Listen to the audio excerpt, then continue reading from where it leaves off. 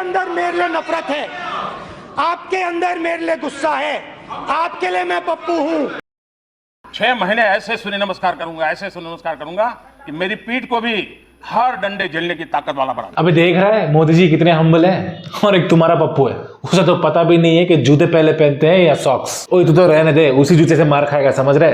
तुम्हारे मोदी जी को तो ये भी नहीं पता कि चाय की टपरी कैसे चलाई जाती है। तो देश क्या खाक चलाएंगे वो? यार तू ना ये बकवास बंद कर, एक काम करते हैं, मैं मोदी जी की बायोग्राफी बताता हूं और तू इन्हें पप्पू की बायोग्राफी बता, देखते हैं किसकी बायोग्राफी बेटर है। और भाई लोग आप डिसाइड करो। मोदी जी का जन्म 17 सितंबर 1950 को वाडनगर गुजरात में हुआ था और इनके पिता श्री दामोदर दास मोदी वाडनगर रेलवे स्टेशन में चाय बेचते थे। मोदी जी के वैसे 5 और भाई बहन थे और ये सब लोग मिलके एक ऐसे घर में रहते थे जहां पे ना बिजली थी और ना खिड़कियां, तो इन्हें भाई लालटेन के द्वारा ही घर में रोशनी करनी पड़ती थी।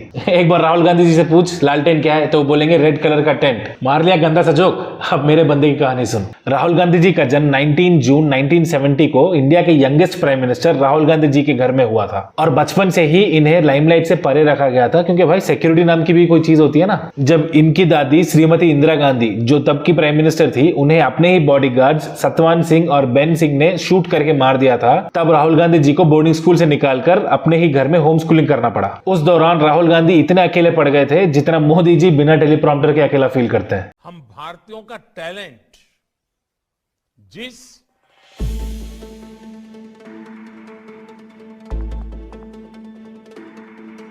तेरा घटिया सा जोक बाजू रखते हैं, लेकिन हाँ एक बात तो मैं मानता हूं कि राहुल गांधी जी को शायद बचपन में ही बहुत सारी कठिनाइयों का सामना करना पड़ा। वैसे भाई मोदी जी का सीन इससे बिल्कुल ऑपोजिट है, क्योंकि अपने पिताजी की मदद करने के लिए मोदी जी रेलवे स्टेशन और बस स्टॉप्स में चाय बेचने लगे और इसके कारण इन्होंने कई सारे लोगों से मिलना शुरू किया, जिससे इनके अंदर लोगों को रिझाने का टैलेंट बढ़ता चला गया। अच्छा भाई मोदी जी की बचपन की कहानी बताता हूँ। इनके घर के पास एक तालाब था जिसके उस पार एक मंदिर का ध्वज बदलना था, लेकिन ये काम बहुत ही डेंजरस था क्योंकि तालाब में बहुत सारे मगरमच्छ थे। मोदी जी ने अपना साहस दिखाया और उस तालाब को पार करते हुए उस ध्वज को बदल दिया, और जब ये बात स्कूल में पता चली, एक टीचर ने इन्हें खड़ी खोटी सुना दी, तो मोदी जी ने उल्टा क्या किया, अगले दिन मगरमच्छ का बच्चा ले गए उस टीचर को गिफ्ट देने के लिए। अबे देख रहा है मेरे बंदे की हिम्मत, मगरमच्छ पकड़ के लेके चले गए। तेरा बंदा सिर्फ मगरमच्छ के आंसू होता है बे, रोना तो तुझे आएगा मेरे बंदे की क्वालिफिकेशन सुनकर। 1989 में राहुल गांधी ने दिल्ली के फेमस सेंट स्टीफेंस कॉलेज में एडमिशन ले लिया और इसके बाद गए सीधा हार्वर्ड यूनिवर्सिटी इंग्लैंड। लेकिन वहां के फर्स्ट ईयर एग्जाम्स लिखने के बाद उन्होंने सोचा मजा नहीं आ रहा है और फ्लोरिडा यूएसए चले गए वहां के रोलिंस कॉलेज में एडमिशन के लिए, और 1994 में उन्होंने वहां से अपनी बीए की डिग्री भी ले ली और 1995 में ट्रिनिटी कॉलेज से इन्होंने अपना एमफिल खत्म किया। पते की बात यह है कि फॉरेन के सारे कॉलेजेस में इन्होंने अपना नाम राहुल विंची लगाया था। विंची इनके माँ का मेडन नेम है। हाँ भाई ठीक है, मोदी जी तो वैसे अपनी बात बदलते रहते हैं, इन्होंने बस एक बार अपना नाम बदले तो क्या गलत किया है। अबे नाम वाम छोड़, कुछ देर में तेरा ओपिनियन ही बदलने वाला है मेरे बंदे को लेकर। मोदी जी ने 8 साल की उम्र में राष्ट्रीय स्वयंसेवक संघ ज्वाइन कर लिया था, आरएसएस, और 1967 में मोदी जी घर से भाग गए और 2 साल नॉर्थ और नॉर्थ ईस्टर्न इंडिया घूमते रहे। और 1971 के इंडो पाक वॉर के बाद इनको लगा कि आरएसएस ज्वाइन कर लेना चाहिए, इसीलिए उसके बाद वो फुल टाइम प्रचारक बन गए आरएसएस के। और 1978 में इन्होंने यूनिवर्सिटी ऑफ दिल्ली से बैचलर ऑफ आर्ट्स डिग्री प्राप्त की पॉलिटिकल साइंसेज में। इंदिरा गांधी जी ने जब 1975 से लेकर 1977 तक देश में इमरजेंसी डिक्लेयर कर दिया था, तब मोदी जी को गुजरात के लोक संघर्ष समिति का जनरल सेक्रेटरी बनाया गया था और इन पर यह भार सौंपा गया था कि इंदिरा गांधी के खिलाफ जो भी पोस्टर्स बनेंगे उन्हें दीवारों पर चिपकाना और लोगों में बांटने का काम ये करेंगे। और भाई मोदी जी ये काम अपना भेष बदल बदल कर पुलिस से चुप चुप कर रहे थे। और जब ये बात इंदिरा गांधी जी को पता चली तो इन्होंने आरएसएस को बैन कर दिया था और आरएसएस के काफी सदस्य जेल जा रहे थे। इसी कारण मोदी जी 2 साल तक अंडरग्राउंड चले गए और इन्होंने सोचा कह के लेंगे उसकी। भाई तेरा बंदा ना अंडरग्राउंड ही सही है, मेरा बंदा जब फोरग्राउंड में आया।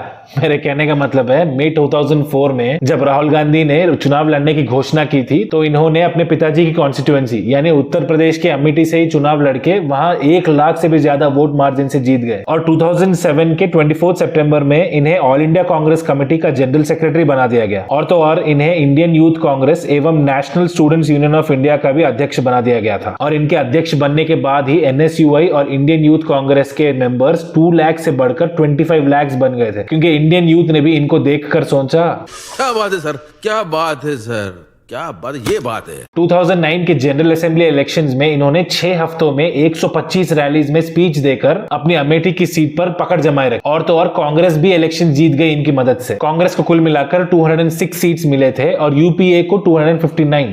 और बीजेपी ने कांग्रेस से इस इलेक्शंस के बाद कहा, बंद करो हाथ जोड़ के मैं।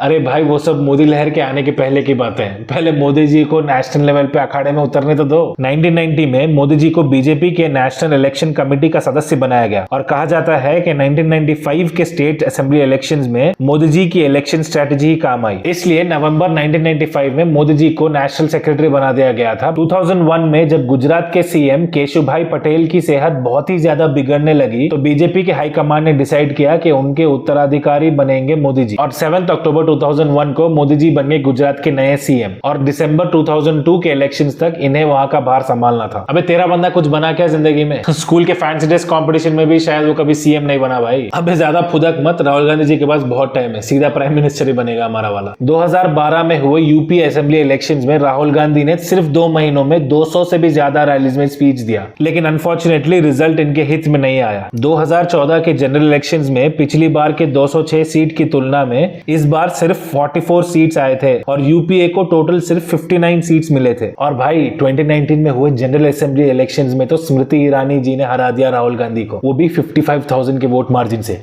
ये बात इसे मत बताना भाई, वरना ये हवा में उड़ने लगेगा। क्या बोला भाई वो? अच्छा उसकी बातें छोड़ो, बस मेरी बातें सुनो आप लोग। 27 फरवरी 2002 को गोधरा में एक ट्रेन को जला दिया गया जिसके कारण 60 लोग मर गए। इसके चलते गुजरात में कई सारे दंगे हुए और मोदी गवर्नमेंट पर यह भी आरोप लगाया गया कि इन्होंने जानबूझकर इन दंगों को बढ़ावा दिया। इनडायरेक्टली अटल जी ने तो एक प्रेस कॉन्फ्रेंस में इनसे कह भी दिया कि भाई सबकी मदद करो, सबकी रक्षा करो आप। राजा के लिए, शासक के लिए प्रजा प्रजा में भेद नहीं हो सकता, न जन्म के आधार पर, न जाति के आधार पर, न संप्रदाय के आधार पर। हम भी वही कर रहे हैं साहब। इसी के चलते जुलाई 2002 में मोदी जी ने गुजरात के गवर्नर एस भंडारी को अपना इस्तीफा दे दिया और स्टेट असेंबली को डिसॉल्व कर दिया गया। लेकिन मोदी जी का ये पैंतरा चल गया क्योंकि गुजरात के असेंबली इलेक्शंस में 182 सीट्स में से 127 सीट्स मिल गए बीजेपी गवर्नमेंट को और मोदी जी फिर बन गए अनडिस्प्यूटेड सीएम गुजरात के। भाई अब तक तो राहुल गांधी का मैच्योर 2.0 वर्जन आया भी नहीं है और Modi ji national level politics में उतरे भी नहीं, और वो पार्ट और भी दिलचस्प होगा। तो जल्दी से इस वीडियो पर लाइक कर दो और अगर 100 से ज्यादा लाइक्स आ गए तो वो पार्ट भी मैं बना दूंगा। वैसे राहुल गांधी वर्सेस नरेंद्र मोदी की तरह ही एक और स्टोरी है, रामानुजन वर्सेस चंद्रचूड़। वो कैसे पूछ रहे हो? क्योंकि वो स्टोरी भी सेल्फ मेड वर्सेस नेपोटिज्म के बारे में, और अगर वो स्टोरी जाननी है तो ये वीडियो देखो। चलिए मैं वहां मिलता हूं आपसे। जय हिंद।